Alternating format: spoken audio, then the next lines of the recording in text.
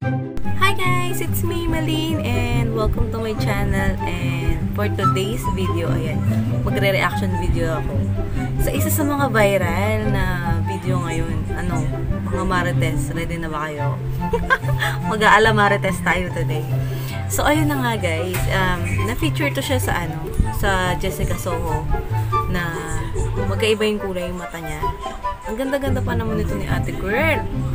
Kaso nga lang, may nag-leak na video na medyo may ginagawa siyang kakaiba. Kaya ngayon viral siya. Sikat pa naman to siya sa TikTok. Bali, ito kasi yung video niya. Ilalagay ko na lang dito para mapanood. Ito yung TikTok, ito yung video niya sa TikTok. Yan.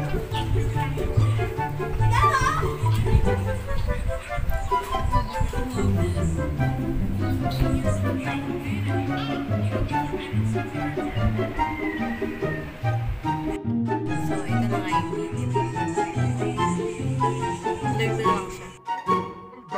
Na magkaiba ang kulay ang kanyang kaliwang mata. Blue, ang kanan, brown. Paglilinaw Julia, wala rin daw siyang tugong panyaga, pero meron siyang kondisyon na tawagin heterochromia. But wait! There's more!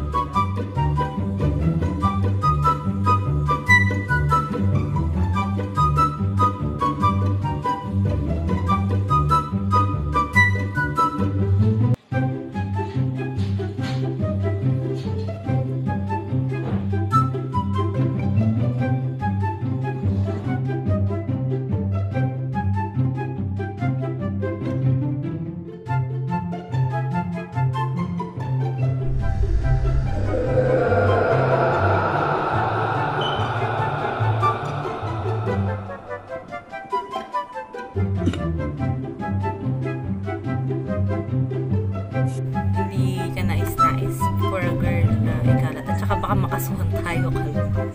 So, ayun na nga.